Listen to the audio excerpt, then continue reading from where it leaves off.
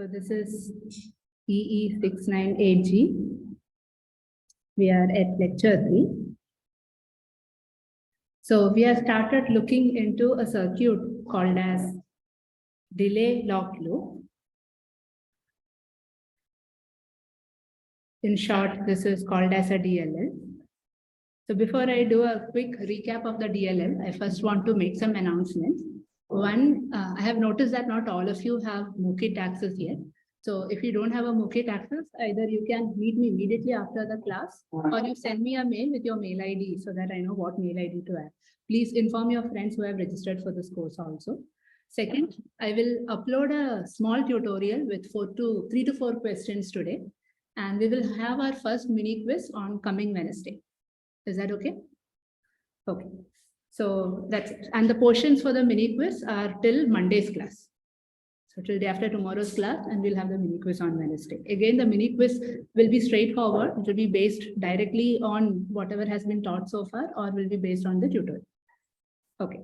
So now let us get back to our delay lock loop. So our aim is now to make sure that we have a delay line which consists of buffers to have a delay of 1 clock period.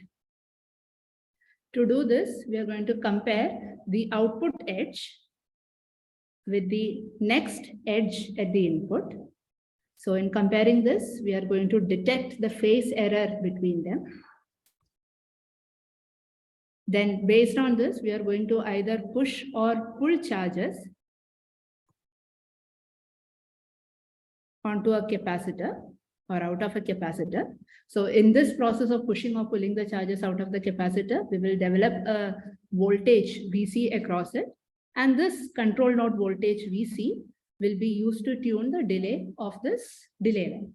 So effectively, this loop is going to lock at a point when this delta phi is 0, when the output of this block will be 0 based on the value of the delta phi. And that will be equivalent to having a delay of 1 clock period across this delay line. Okay, so this is the whole concept behind this delay lock loop. And now we said that this delay line is not a delay line consisting of regular buffers now. We need some option to tune its delay. Only then it is possible to put it in a feedback loop like this, right? So this, as we mentioned, is going to be a voltage controlled delay line.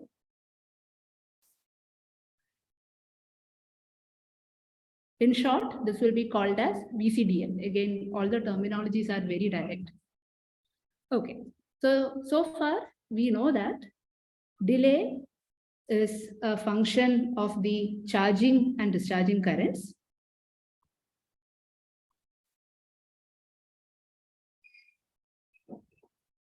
And it is also a function of the load capacitance. Right? So then it's very intuitive to think that if I can either tune this current using the VC, or I tune this capacitor using the control node voltage, we will have a variable delay, right? And these are the two methods we will discuss. So let's look at the first method where we are interested in now tuning the charging and discharging current. So let me take an inverter.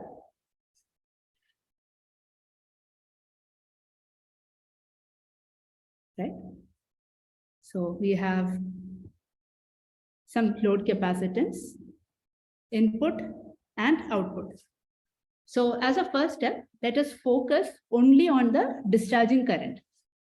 So can you tell me how I can tune this discharging current? So you can discuss and give me some solutions. Please assume that the substrate or the body terminal of this NMOS is not available. In general, in CMOS processes, the body terminal, which is going to be the main P substrate or the P well, will be common for all the NMOS transistors, unless you have a very expensive technology with triple well and twin well processes. So assume that the body terminal is not available, it is always shorted to ground. So could you come up with some suggestion as to what changes I can make in the discharging part so that I can tune the current?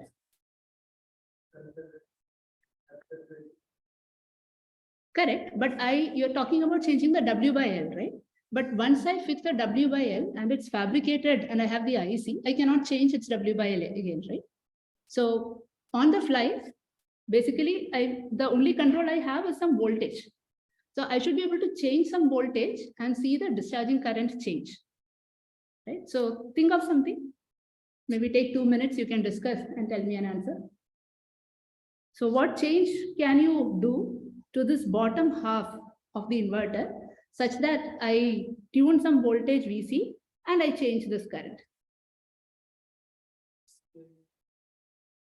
Changing the source voltage. That is actually a very decent answer. So your recommendation is I connect this VC here. Now, what happens if I connect the VC here? What comment can you make about the output voltage swings? Let's say I had a square wave. This was going from 0 to VDD. I changed the VC. How would it look like?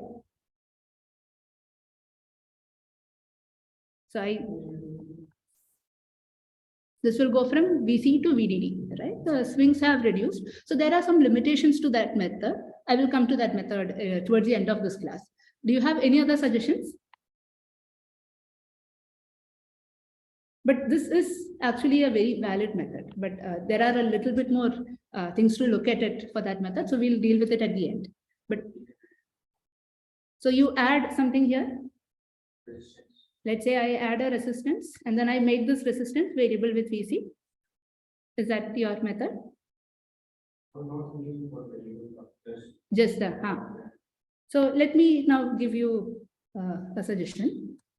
What if I add another MOSFET here and I connect this to VC? Okay, what happens to the signal swings here? Let's say VC, let me take some value. VC is equal to VDD by 2. What is the signal swing? I think the high part, there is no confusion. It still has to be VDD. What comment can you make about the zero, logic zero equivalent?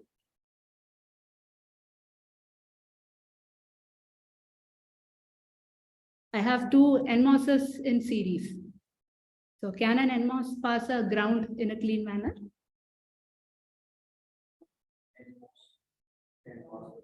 Correct. So this is still a zero, right? Okay. So logical swing wise, we are still between the supply rates. Okay. So now let's do a very qualitative analysis. Let's assume that VC is equal to VDD by 2. And I'm simply going to assume that I have a rising edge and correspondingly I have a falling edge at the output. Okay. Throughout this, let's simply look at the region of operation of this transistor. So initially, so before there is a signal swing, my output is at VDD, input is at 0. This input is at 0. What region is VC in? Why is it in cutoff? So VC is a constant VDD by 2. The input signal is this. And I'm looking at this point. Let me call it as 1. So at the time instant 1, what is the voltage here? Let me call this as Vx.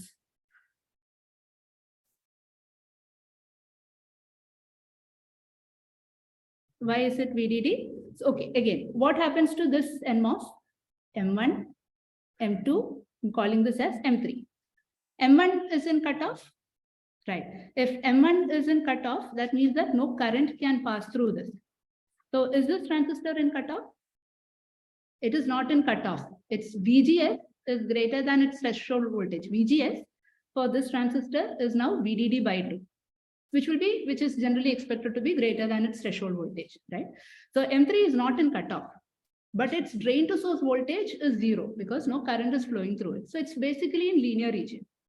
So Vx value is 0 and M3 is in linear region. So of course, that remains true till this instant. Now, after you have the transition, let's say we pick up a point here, somewhere here. So qualitatively, can you tell me, make any comments about Vx? Is it 0?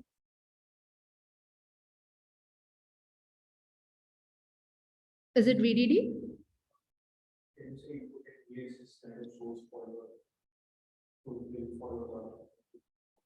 So that source follower argument is,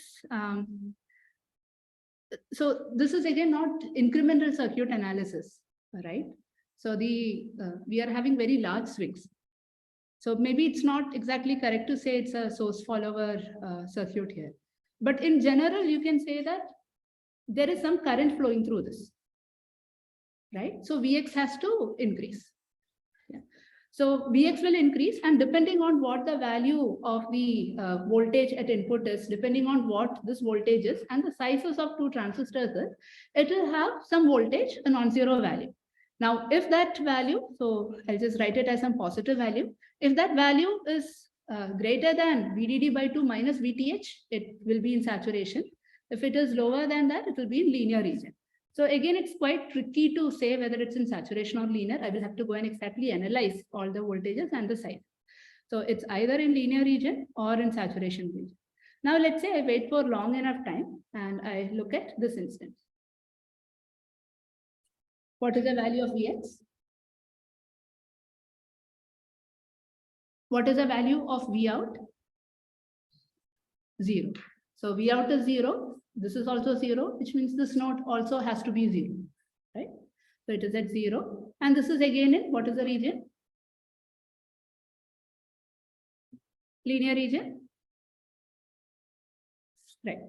So in effect, you can see that this operation is actually very non-linear in nature. It's the transistor M3, depending on the value of Vc and different points of the transition, could either be in linear region or in saturation region, but it starts with linear region and finally ends up in linear region.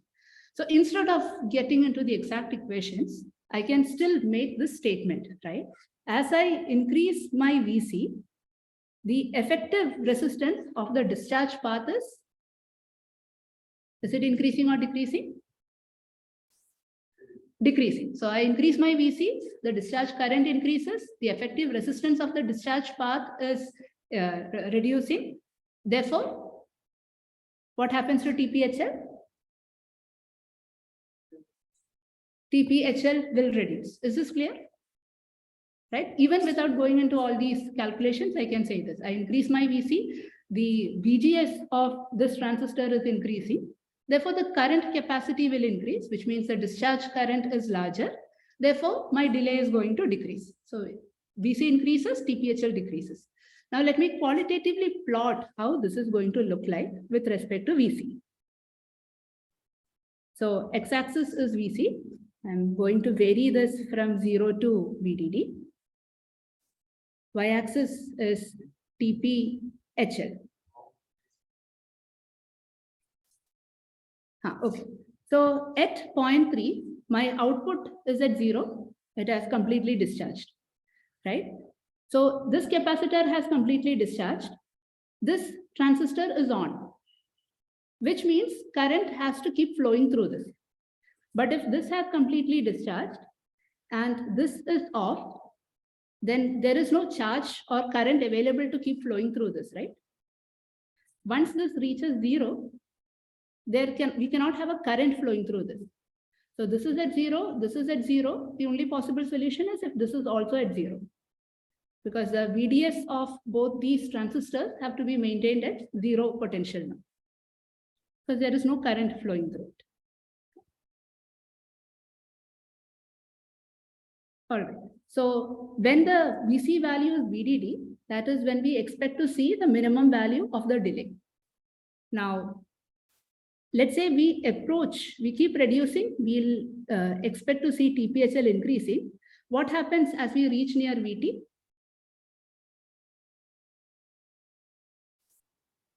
What happens to the propagation delay? There is no discharge path, so it will technically be infinity, right? Because there is no edge coming at the output. So the waveform will look roughly like this. So as you approach Vc, the delay is increasing very drastically, and as you approach Vt, the effective resistance increases drastically. Therefore, the delay will also increase drastically, and you will have a waveform like this. Okay. So now, as you can see, as you are much smaller than Vt, there is no edge available at the output. So can you comment on whether this is okay or if this is problematic for the loop? So we have this delay lock loop here. We saw that if VC is equal to 0, there is no edge coming out. So what does it mean for the loop?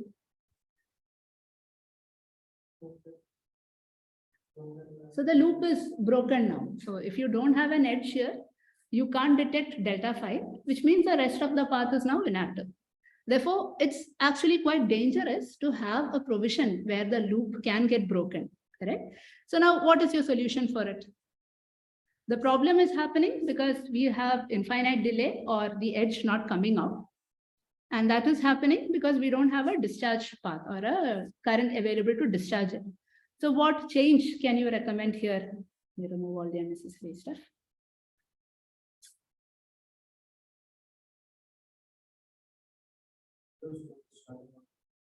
We have to introduce a discharge path somewhere.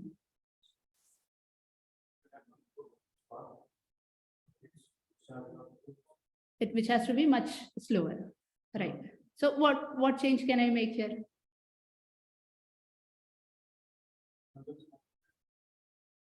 Another NMOS, where should I connect it?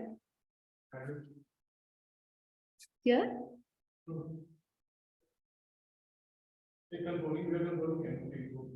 Parallel to it. Okay. So the solution that is recommended is we have a weak current source connected like this. Okay, so this is some weak current source. Now the advantage of this is, so when your VC is very small, lesser than VT, and you don't have a discharge current, your propagation delay will now be limited by this weak current source. Right? So you'll have some propagation delay. And as soon as your VC starts dominating, your curve will slowly join this other curve like this. It will be slightly smaller than the earlier curve because we have introduced a little bit more current at all points. This curve is okay? Okay, so now how do I introduce this weak current source? I can have another NMOS transistor, which is always on. So I can always connect this to VDD. This is clear? Okay, so now let us draw the full thing. So we started with the inverter at the center.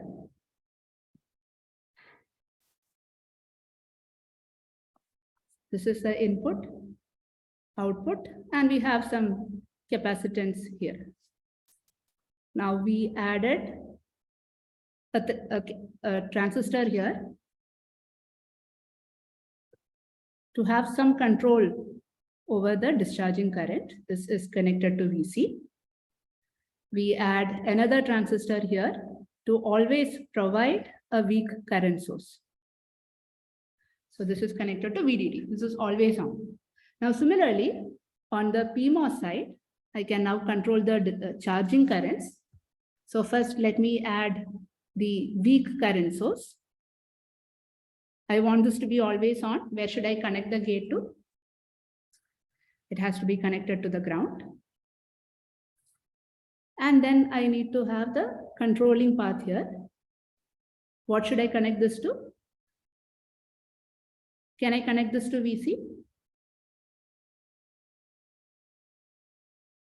So when VC increases, what happens to the discharging current?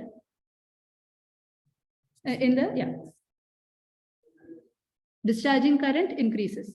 Now, if I connect VC here, and if VC increases, what happens to the charging current? Charging current is decreasing. So basically, you have the opposite effect for rising edge and falling edge, which is something that is not required. That is actually very unrequired. So instead of connecting VC here, we need the complement or the opposite of VC. So I'm calling it as VC bar, in short, VCB. And if you look at the DLL circuit, right, you have only VC generated here. So which means we have to generate VCB from this VC. Any suggestions on how we can do that? Basically, when VC is increasing, we want VCB to decrease.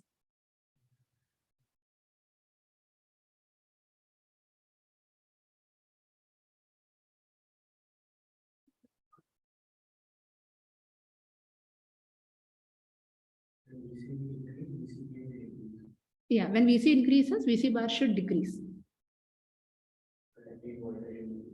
Connect an inverter in between. Let's look at that answer.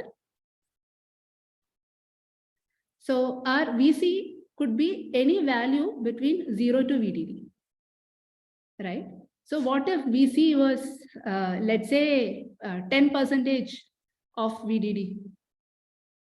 We would ideally want a VCB which is closer to 90% of VDD. But instead, if this was a regular inverter would have driven this up to VDD, right? So inverter is not a great choice. But what else can you do? So let me give you a suggestion. What if I use a load and then connect this in common source amplifier fashion? So if I have V in here, this is going to give you a negative sign in general.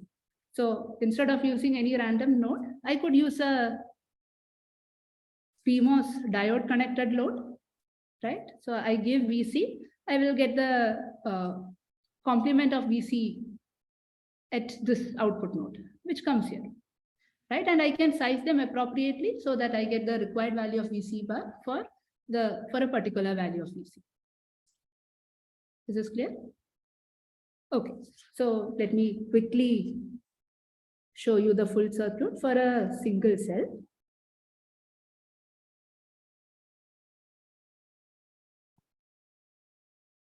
So this is my VC, this is my VC bar, and for a single cell, I can connect like this, right? So now this is the bias generation circuit. To get a tunable buffer, I will have to cascade 2 of this, right? And I can use the same bias generation circuit for all of the delay units. So I can cascade 2 of this to get a tunable buffer. And for both the inverters, I can use the same VC bar and VCB because anyways, they are all identical. So let me show you how the full image is going to look like.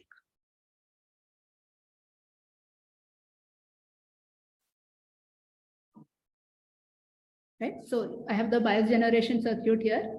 These two together form one tunable buffer, and I cascade multiple such tunable buffers to get the overall curve.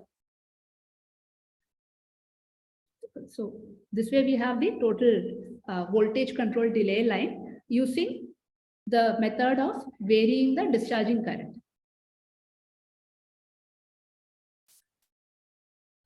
So now we have to call this as something. And this method is basically called as tuning by variable resistance.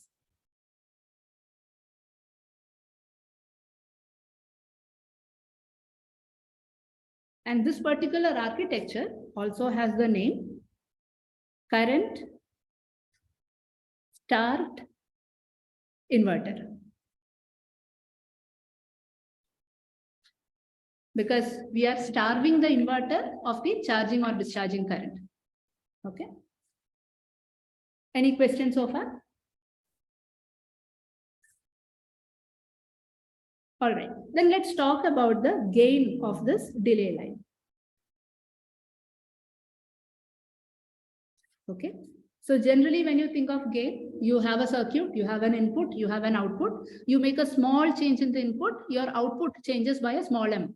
And you find out by how much does the output change. If you make a unit change in the input, that is basically the gain of your circuit. So here, what are my inputs? So if this is my VCDL, what are the inputs to the VCDL?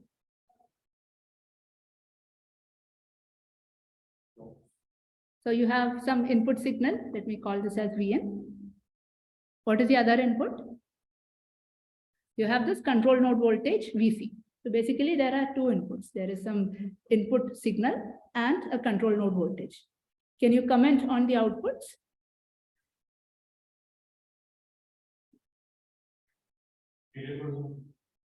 Delayed version of the output, which I'll simply call as Vout. Is there anything else?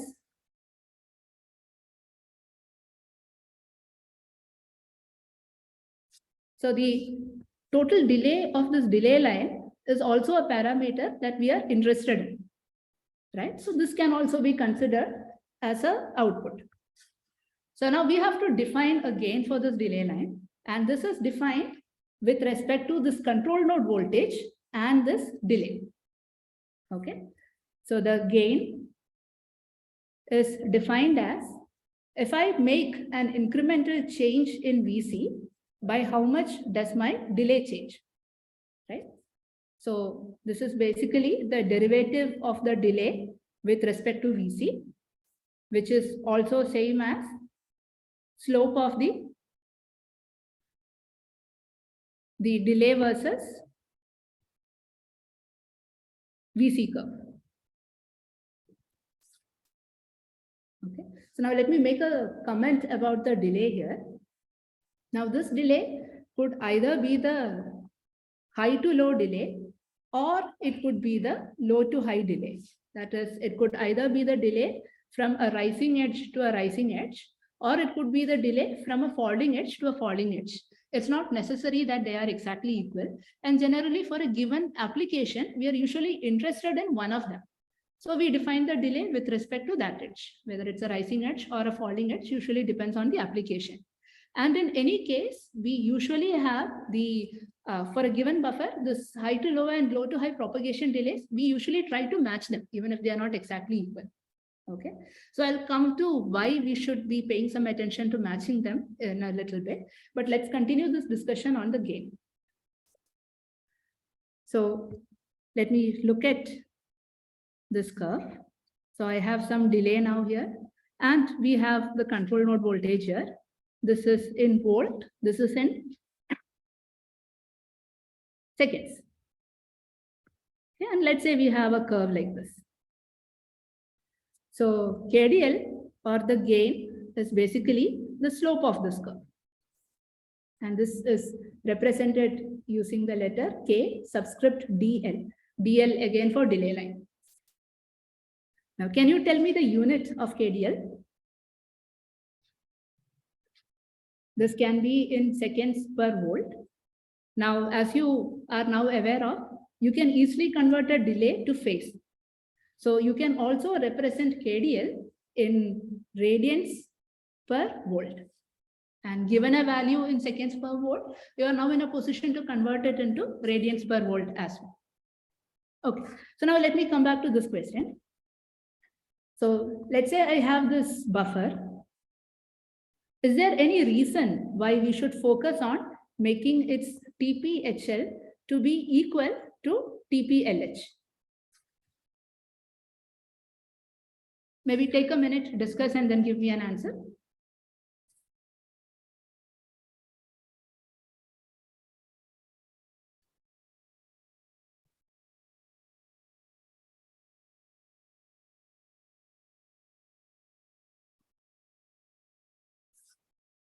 So as you can imagine, when you're doing an IC design, there are too many parameters that you want to get right. Now, if this constraint is not really essential, it's one less thing for us to worry about, right? So is there any reason to be worrying about making TPLH and TPHL to be either equal or very close to each other? So that's the question. Okay, good. So next, we look at the second method, which involves tuning the delay by variable capacitance.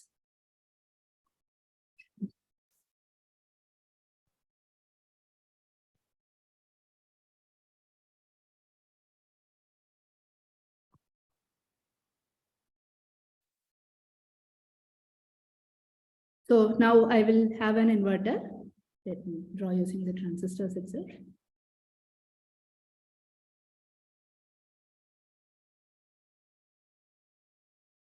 There is some output load capacitance. Now it would be quite difficult to make this load capacitance itself tunable because it's coming from its self capacitance, which depends on W by L, depends on the next stage capacitance, which again depends on the sizes of the transistors, etc. So what we do is we intentionally attach one more capacitor and make that capacitor tunable or variable based on a control node voltage. So these variable capacitances are called as, have you heard the term? Varactor. Okay, so now let's look at a varactor implementation.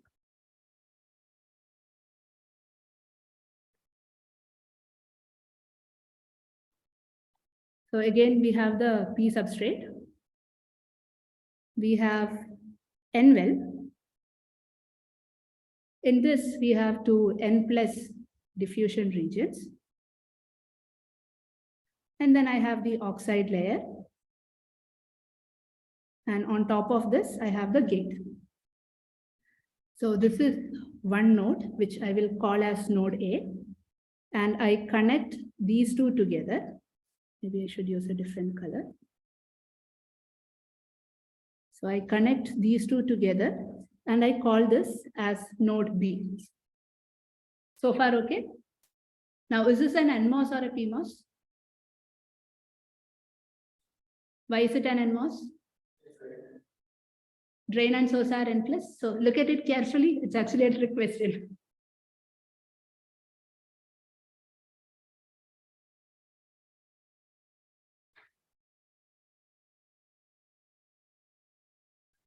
So how does an NMOS look like? You will have N plus and N plus. What is the substrate material? Has to be P. So it's not NMOS. So it's a trick question because it is neither. So this is more like a MOSCAP structure, right? Because you have an N-well and these are just N plus regions for taking the contact out. Yeah? So we are going to look at the capacitance between the nodes A and B. So let me call this as CAB. And this CAB is going to vary depending on the voltage I apply across A and B, which we will call as VAB. Okay. So of course, first order of business would be to see how this CAB is going to vary with respect to VAB. So let me have VAB on the x-axis. This is in volts. And then we have CAB on the y-axis, which is in farads. And we are going to vary VAB and see how this CAB is going to change. Now, let's assume that VAB is a negative voltage. Okay. So can you tell me what happens here in the region under the oxide layer?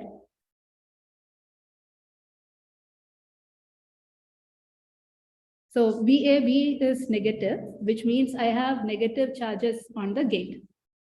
So what should happen under the layer?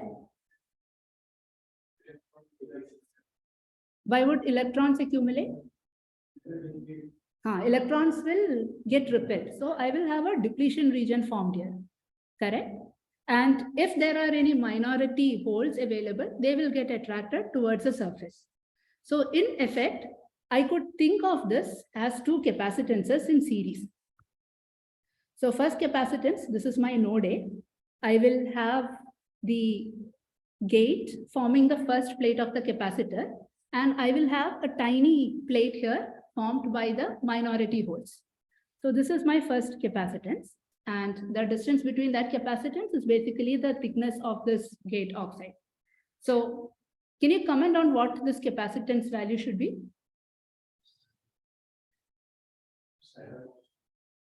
That is correct. But in terms of something related to MOSFETs directly, it's related to COX, right? So this, and let me call this as a gate capacitance. This will be equal to WLCOX, because this is basically the capacitance formed by two plates above and below the oxide region. Okay. Now there is, if I think of, small holes here. So I have holes here forming the next plate. And then I have this depletion region, which is formed due to repelling of the electrons, correct? And then following this, I have this region where I will have free electrons again, correct? So electrons are free to move here. And then I have this region which is devoid of any charges. And then I finally have some charges again at the interface. So my second capacitance, you can think of as being formed by two plates. One plate again is here. The other plate is the boundary between this depletion region, which is devoid of any charges, and the area where free charges are available, right? So that I will call as my depletion capacitance. So now I have two capacitance in series between A and B.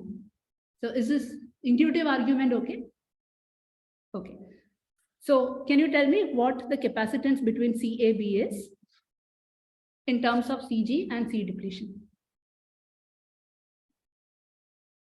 So CG, C depletion by CG plus C depletion.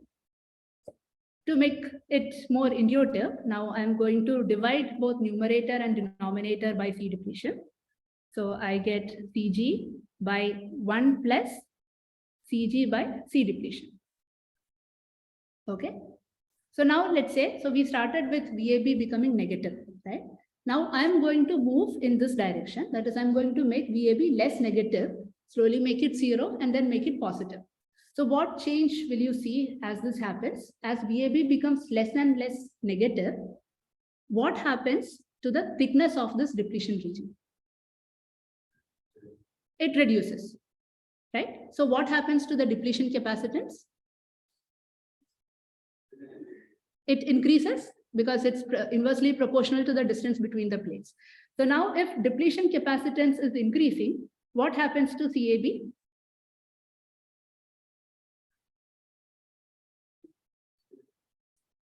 It will approach CG, right? Yeah. So you can expect the CAB to keep increasing, right? And then eventually when CAB becomes sufficient, eventually when VAB becomes sufficiently positive, you will not have this depletion region at all, right? And then you only have the gate oxide capacitance remaining. So this waveform will roughly look like this. Okay. It starts with some minimum value and then eventually it reaches the maximum value. And this maximum value will be same as the gate oxide capacitance. Right? And this minimum value, depending on what the voltage you applied here is and what the C depletion value corresponding to that voltage is, you will get some minimum value here. This is okay? Right. And for our purposes, I'm going to call this point where it intercepts the point VAB equal to 0 as some intercept capacitance C8. It will become useful for our calculations later on. Okay. So now let me show you how to represent this using a symbol.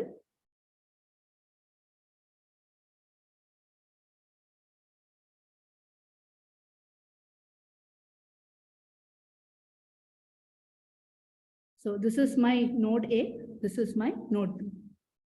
Okay. Now let's put this onto our circuit. So I have the inverter here and I'm attaching the varactor like this. So this is actually one option, or we can attach this. I could also be attaching the varactor in the inverse manner.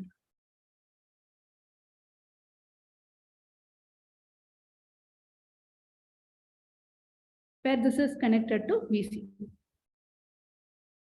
So there are two configurations possible. Let's pick up the first configuration and analyze it.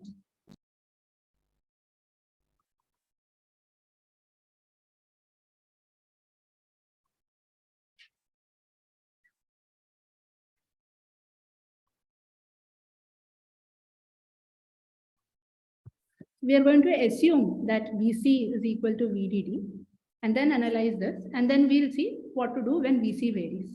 Okay. So my VC is now equal to VDD.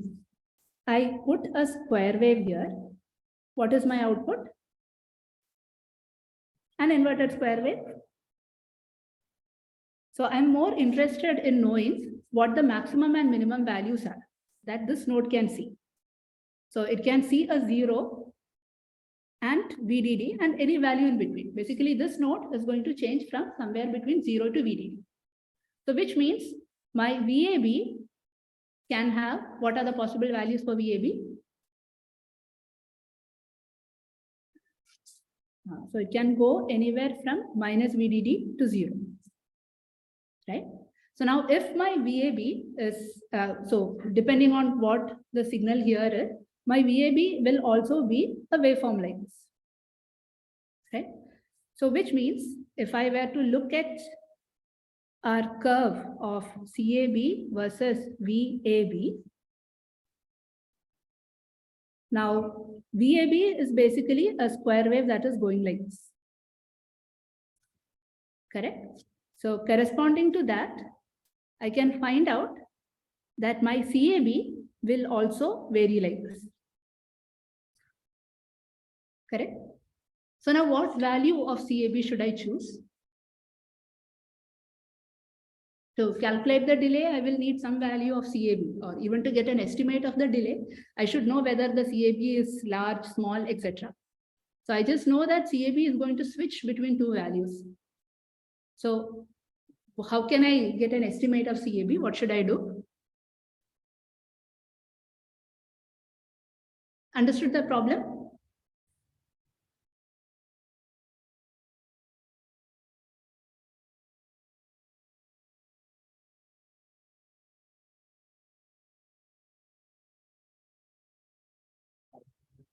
We could take the average value, correct.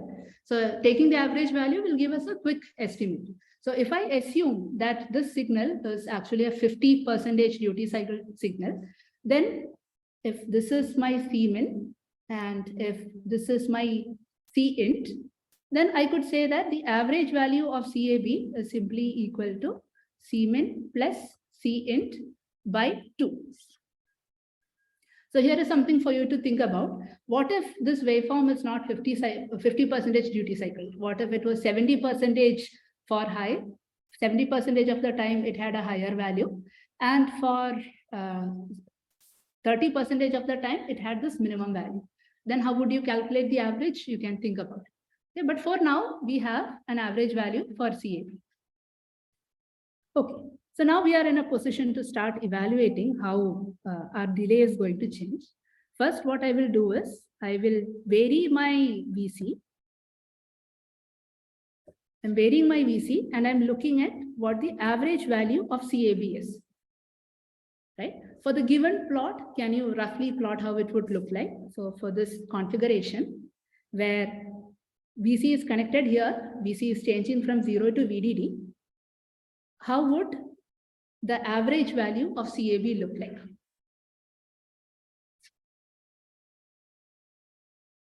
You can do a qualitative plot.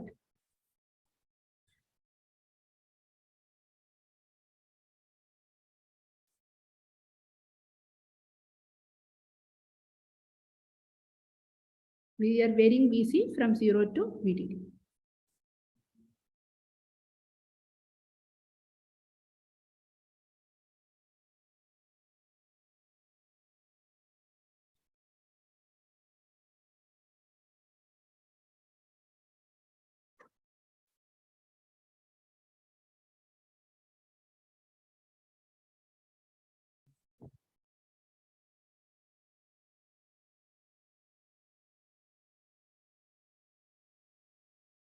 So when VC is equal to VDD, you'll see that that is when you will have the minimum value, because your capacitance value is switching here. So you'll have the minimum value corresponding to this. And then as your VC is increasing, you are basically moving towards this side in terms of where the VAB is switching. So your average value is slowly rising up this curve. Correct? So you can expect to see some plot like this. You'll get a maximum average capacitance when your VC is equal to 0. Okay. So if I know what the average capacitance is, then I can quickly plot the delay versus VC, and that will also have a similar transition. So here we have a finite delay value even when VC is equal to 0. And then you can calculate the KDL for this. And the KDL in the configuration that we have connected is greater than 0 or less than 0. Is KDL positive or negative? Negative. Is this calculation clear? Right.